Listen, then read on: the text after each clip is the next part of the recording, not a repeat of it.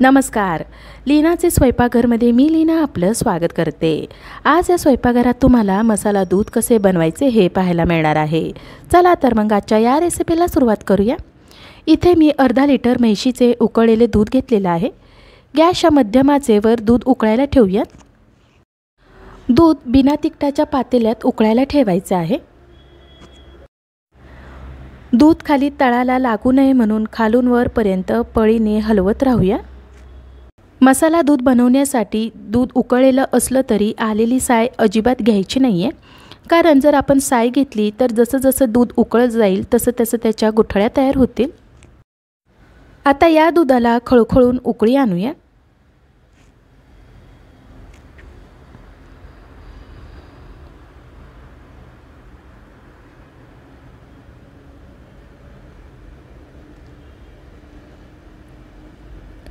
चार ते 5 मिनिटांनंतर दुधाला खळखळून उकळी आलेली आहे. असंच आपण दूध थोडा वेळ आटवून घेणार आहोत.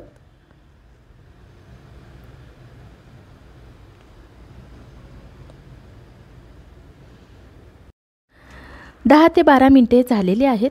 दूध आपलं थोडंसं आटलेलं आहे. आता याच्यामध्ये आपण साखर घालूया. इथे मी पाव वाटी साखर घेतलेली आहे.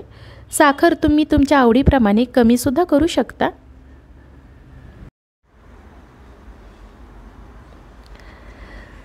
साखर हलवून विरघळून घेऊयात.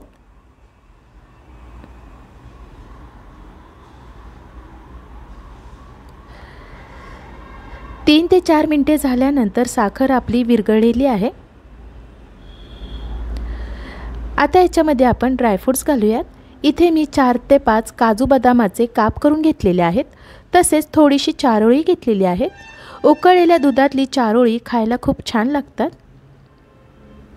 हलवून घेऊयात.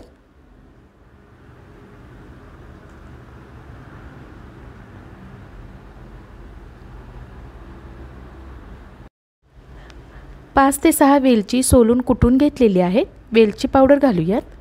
जायफळ किसून घालूयात.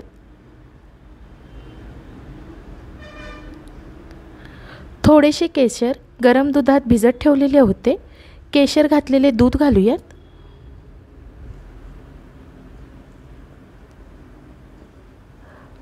परत एकदा आपण हलवून घेऊयात. आता याला एक उकळी आली की लगेचच गॅस बंद करायचा आहे. मसाला दूध पिण्यासाठी तयार झालेला आहे.